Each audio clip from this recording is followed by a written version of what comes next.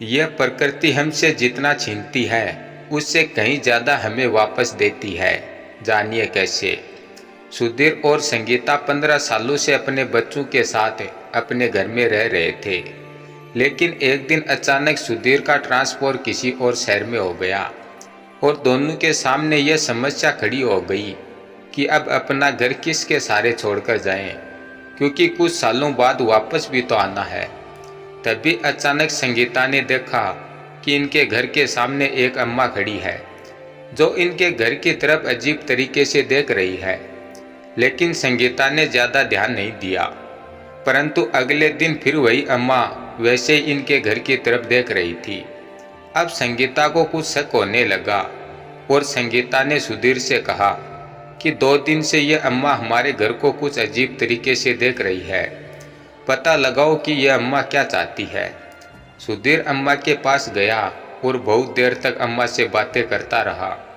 उसके बाद सुधीर के साथ अम्मा घर में आ गई और घर में आते ही अब संगीता अम्मा को अजीब नज़रों से देखने लगी। तभी सुधीर संगीता से बोला कि तुम जैसा सोच रही हो वैसा कुछ भी नहीं है। हम जिस घर में रह रहे हैं यह घर पहले इन्हीं का था। तभी संगीता ने कहा, लेकिन हमने तो यह घर किसी मोहनलाल से लिया था। सुधीर बोला, मोहनलाल इन्हीं का इकलौता बेटा है जिसने इनके साथ धोखा करके सारी प्रॉपर्टी अपने नाम करवा ली और इनको वृद्धाश्रम में छोड़ दिया और यह घर हमें बेचकर चला गया। अब यह सिर्फ इतना चाहती है कि आज इनके पति की वर्षी है और यह जिस कमरे में पहले रहती थी उस कमरे में आज ये अपने पति के नाम का एक दिया जलाना चाहती है, फिर चली जाएगी।